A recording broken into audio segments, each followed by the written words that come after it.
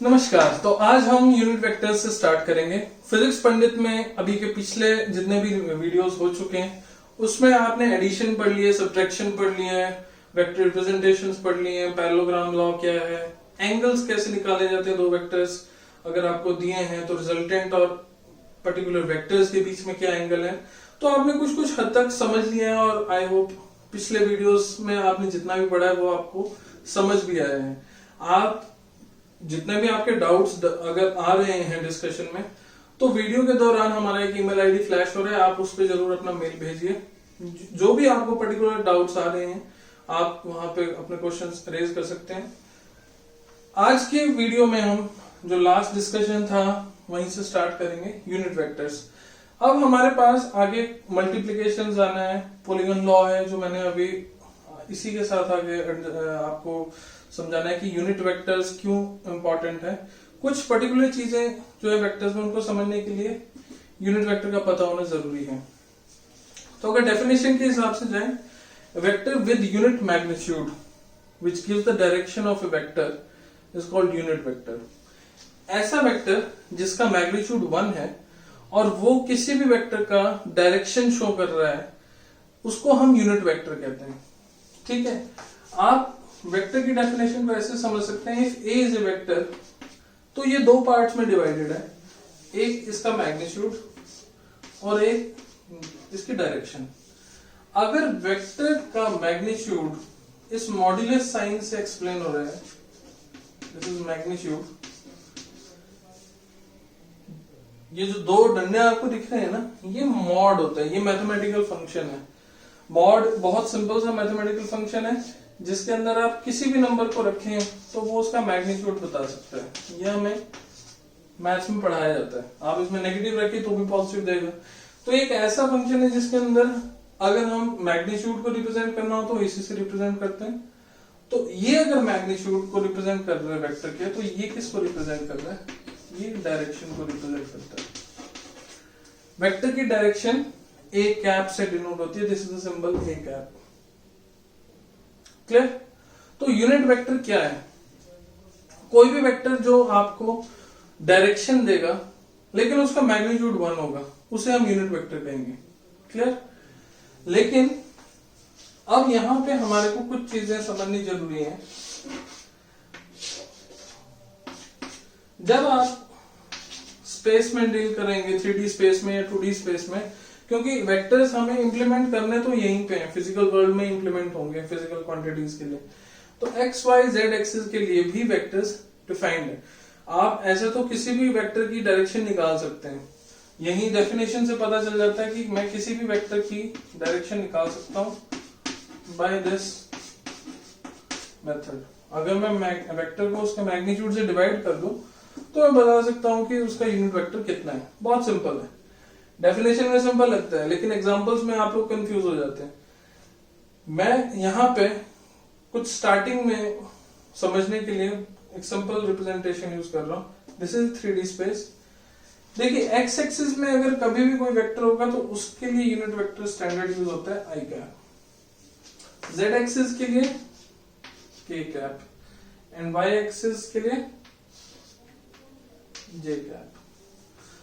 अब मैं इस एक्स वाई जेड प्लेन को, जो कि इस 2 डायमेंशनल बोर्ड पे मैंने एक सिंबॉलिकली बनाया, अगर इसको ऐसे लिखूं, this is X axis, this is Y axis, this is Z axis, इसको मैं आई जे के की फॉर्म में भी रिप्रेजेंट कर सकता हूं। दैट मींस कल को कोई भी वेक्टर इस डायरेक्शन में हुआ तो वो आई कैप से डिनोट होगा, उसकी डायरेक्शन आई कैप से डिनोट होगी। जैसे मैं लिखूं 2 आई कैप, इसका मतलब है कि ये एक वेक्टर है ए जिसका मैग्नीट्यूड तो 2 है लेकिन ये एक्स एक्सिस के अलॉन्ग है। अगर मैं लिखूं एक vector B, this is 3 J cap, तो मैं बोल सकता हूं कि ये एक वेक्टर है जिसका मैग्नीट्यूड 3 है और ये वाई एक्सिस के अलॉन्ग है। तो अब अगर मैं ये बोलूं कि this is X Y plane, this is a cap and this is b cap, तो आपको दिख रहा है कि a cap is 2i cap, b cap is 3j cap।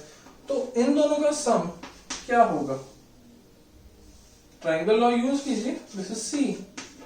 आप बोल सकते हैं इन दोनों का सम एक नया वेक्टर होगा a प्लस बी, दिख रहा है डायग्राम में ही दिख रहा है। लेकिन अब आप इसे ऐड कैसे करेंगे, प्रॉब्लम आती है ऐड करने में। देखिए ऐड करने की कोई लॉ नया यूज नहीं करना है। a cap is 2i cap, this is 2i cap and b vector is 3j cap. तो जो नया वेक्टर है c वो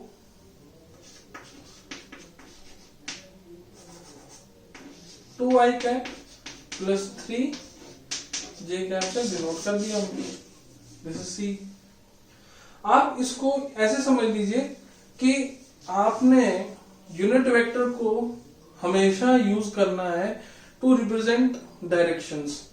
किसी भी वेक्टर में अगर आप उसे प्लेन में रिप्रेजेंट कर रहे हैं तो दो ही कंपोनेंट होंगे, जैसे आपके पास कार्टेशियन कोऑर्डिनेट्स में एक्स वाई एक्सिस होते हैं या एक्स वाई कोऑर्डिनेट होते हैं, ठीक है। वैसे ही 2D स्पेस में भी आप वेक्टर्स को रिप्रेजेंट करते वक्त दो ही चीजों में बात करेंगे, एक उसका एक्स एक्सिस में कितना है, this is 2i cap, y axis में कितना है 3j कैप। तो वेक्टर्स को जब हम 2D स्पेस में यूज करेंगे तो हमें पता होना चाहिए कि वो या तो x एक्सिस के लॉन्ग होगी या y एक्सिस के लॉन्ग। अगर आप 3D स्पेस में यूज करेंगे, जैसे मैं कोई भी रैंडम वेक्टर लिख देता हूं, जैसे कि a, कोई भी रैंडम वेक्टर लिख देते हैं, d cap is 4i cap plus j cap minus 3k cap. अब ये जो वेक्टर है ये 3D स्पेस में है। कैसे भाई, मैं ये बोल रहा हूं कि ये 4i कैप है, this is 4i cap plus j cap है, दिस इज j कैप। और ये अगर नेगेटिव y एक्सिस है तो इस डायरेक्शन में माइनस 3k कैप। क्लियर? तो यूनिट वेक्टर क्या होगा, कैसे आप उसको निकालेंगे, उन चीजों को समझना जरूरी है। तो अभी के लिए तो यूनिट वेक्टर इतना ही काफी हमारे लिए कि क्या है भाई, डायरेक्शन को रिप्रेजेंट करता है, मैग्नीट्यूड 1 होता है, एक्स वाई और जेड एक्सिस के अलावा के यूनिट वेक्टर्स पता होने चाहिए, दैट इज आई जे के। और आगे इनको कैसे यूज करेंगे वो हम अब नेक्स्ट जो हमारा पार्ट आएगा, that is called component form, और रेजोल्यूशन कैसे निकालते हैं वेक्टर्स का, उसमें हम समझ लेंगे। और लास्ट में जब आप देखेंगे तो ये आई जे के है क्या, ये भी हम कंपोनेंट फॉर्म में इजीली समझ सकते हैं कि ये क्यों ऐसे बताए जा रहे हैं। तो अभी के लिए डेफिनेशन आई जे के क्या है ये पता होना चाहिए, और ये एग्जांपल को जरा एक बार ध्यान से आप समझ लें तो यूनिट वेक्टर में इतना भी काफी है। आगे और डीप डिस्कशंस में आपको क्लैरिटी मिलेगी कि यूनिट वेक्टर कैसे निकाला जाता है। तो next topic is component form. तो next topic is component form. Component form of vectors क्या है? कंपोनेंट फॉर्म ऑफ वेक्टर्स बहुत सिंपल सा टॉपिक है, लेकिन इसको समझने के लिए आपको दो चीजें पता होनी चाहिए। पहला कि वेक्टर्स में जो हमने अभी रिप्रेजेंट किया कि वेक्टर रिप्रेजेंटेशन ऑफ वेक्टर्स में मैंने बोला था कि उसको प्लेन में भी रिप्रेजेंट किया जाता है, स्पेस में भी रिप्रेजेंट किया जाता है। तो आप पहले इसको समझने के लिए आप थोड़ा सा इमेजिन कीजिए जो आपने 10th में कुछ पढ़ा है। 10th में आप किसी भी पॉइंट को रिप्रेजेंट करते थे एक्स वाई से, आप बोलते थे कि जी एक्स एक्सिस और Y axis, this is abscissa, this is ordinate. थोड़ा बहुत अगर आप याद रख सकते हैं तो आपको पता था कि एक्स वाई कोऑर्डिनेट जो है ये क्या रिप्रेजेंट करते थे, एक्स एक्सिस के अलोंग ये कितना है, वाई एक्सिस के अलोंग ये कितना है, ये सब चीजें रिप्रेजेंट होती थी। और इसका डिस्टेंस ओरिजिन से कितना है, डिस्टेंस फार्मूला की हेल्प से निकाला जाता था। ये सब चीजें आपने 10th में करी हैं। कंपोनेंट फॉर्म कुछ नया नहीं है, कंपोनेंट फॉर्म इससे मिलता जुलता ही है। आप ध्यान रखिए कि जब आप किसी स्पेस के बारे में बात कर रहे हैं, जैसे कि ये 2D स्पेस है, इसमें भी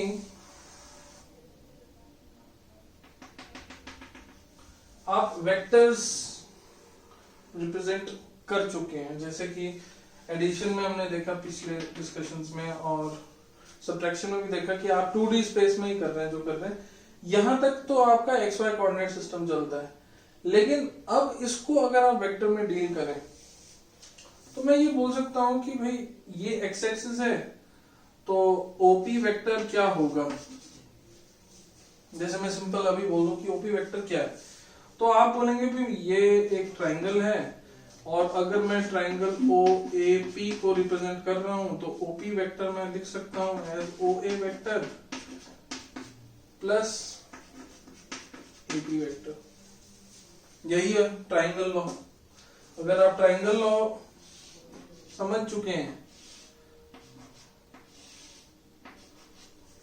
तो यही है, ठीक है, कोई दिक्कत ही नहीं आई इसमें।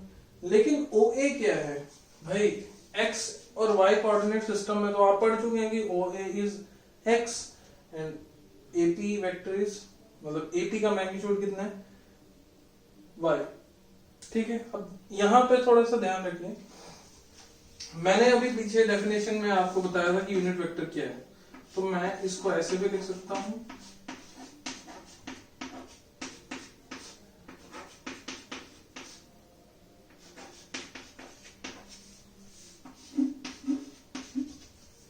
लिख सकते हैं magnitude of O A vector unit vector of O A, magnitude of AP vector unit vector of AP.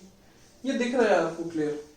अब मैग्नीट्यूड कितना है, ओ ए वेक्टर का मैग्नीट्यूड है x यूनिट्स, और क्योंकि ये x एक्सिस के अलोंग है तो इसका यूनिट वेक्टर क्या है, i कैप। वैसे ही AP का मैग्नीट्यूड कितना है, y, क्योंकि इनका x कोऑर्डिनेट में आपने xy कोऑर्डिनेट में पता है आपको, तो AP का मैग्नीट्यूड भी कितना है, y।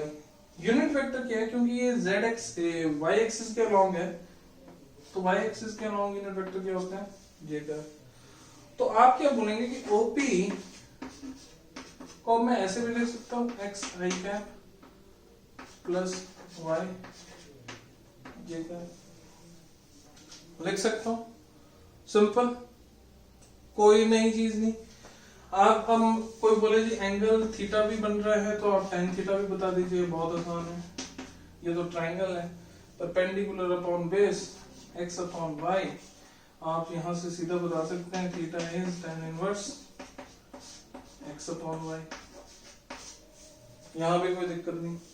आप बोले कि मैग्नीट्यूड बताओ भाई ओपी का, क्योंकि हम तो अभी तक ये दो ही चीजों में काम कर रहे हैं, हमें वेक्टर का मैग्नीट्यूड पता होना चाहिए और एक वेक्टर से डायरेक्शन, या डायरेक्शन हमें थीटा की फॉर्म में ही अभी तक निकाल रहे हैं।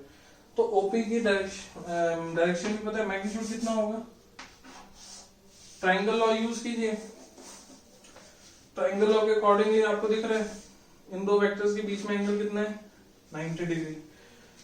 अगर 90 डिग्री है तो magnitude x square plus y square, मैंने वही यूज किया है, आप वही यूज कीजिए, OP under root OA square plus AP square plus 2a AP cos of 90 is 0, cos 90 की वजह से ये पूरा 0 हो जाएगा, 2ab 2OA into AP product 0 because angle is 90 degree. तो इसी को मैंने यूज किया है यहाँ पे, तो आप निकाल सकते हैं। अब क्या ये पूरा चीज जो हमने अभी समझा, इसको हम एक ट्रिक की तरह अगर मान लें कि ये एक ट्रिक है, या इन स्टेप्स को अगर मैं समझ चुका हूं तो क्या मैं इनको एक डायरेक्ट रिजल्ट फॉर्म में यूज कर सकता हूं, कर सकते हैं। कैसे करेंगे, देखिए कंपोनेंट फॉर्म क्या होती है। अगर मेरे को ये बोला जाए कि ये xy कोऑर्डिनेट है तो ये बताओ कि OP वेक्टर को कैसे रिप्रेजेंट किया जाए, ठीक है।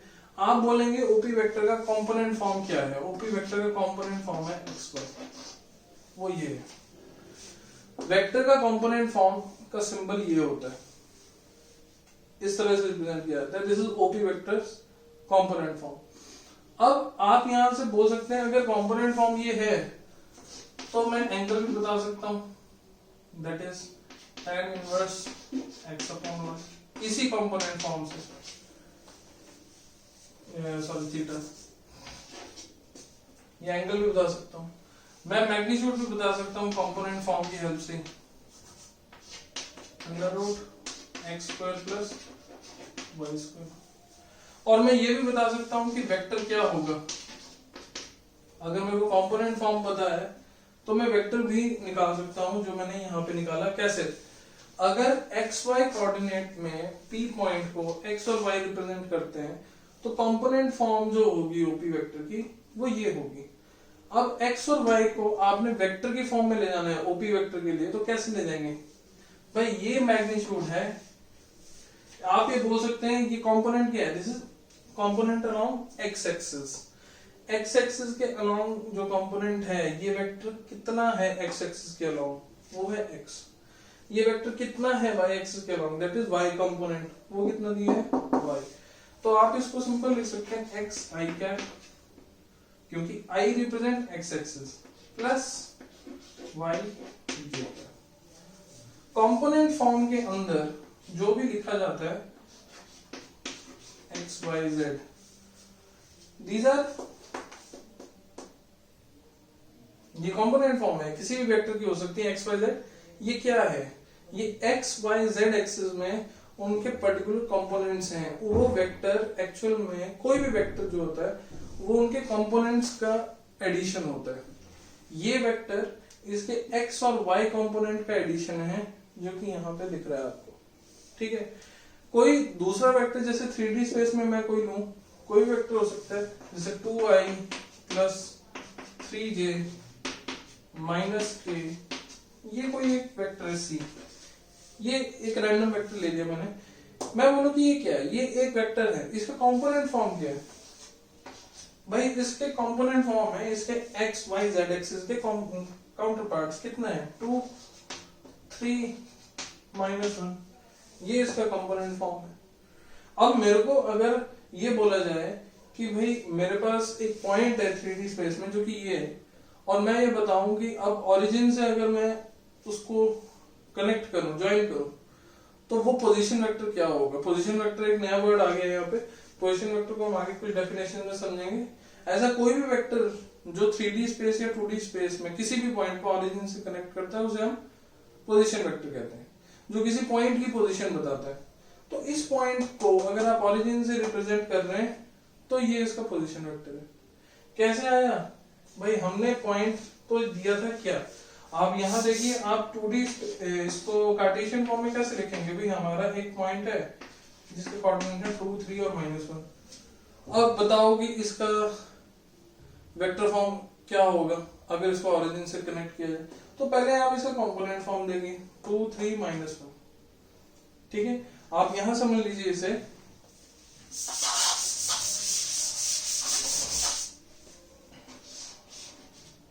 ये हमारा एक्स वाई जेड है।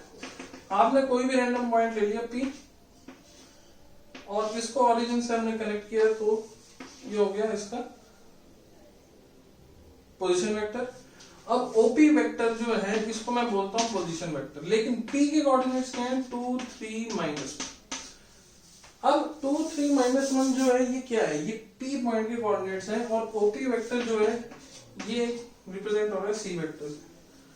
कैसे निकालेंगे? आपको पॉइंट से वेक्टर में जाना है, तो पॉइंट से आपको पहले क्या निकालना है, कंपोनेंट फॉर्म। तो कंपोनेंट फॉर्म क्या करेगी, इस कोऑर्डिनेट सिस्टम को आप इस फॉर्म में लिख लेंगे भाई, ये इसकी कंपोनेंट फॉर्म होगी। और फिर देखेंगे कि अच्छा ये इसका कंपोनेंट फॉर्म है पोजीशन वेक्टर का, तो ये x कंपोनेंट, ये y कंपोनेंट, ये z कंपोनेंट। और मैं बोल रहा हूं कि 3D स्पेस में या 2D स्पेस में कोई भी vector sum of its components ही लिखा जाएगा। कंपोनेंट फॉर्म से वेक्टर की फॉर्म में आने के लिए आपको ये लिखना है। अब इसका x y z कंपोनेंट आप डाल लो तो ये वेक्टर आ गया। क्लियर? तो कंपोनेंट फॉर्म क्या रिप्रेजेंट करती है, आपका एनालॉजी है। इसको अब हम समरी इसकी अब देखते हैं कि इसको कैसे समराइज किया जाएगा वेक्टर फॉर्म और कार्टेशियन फॉर्म्स में।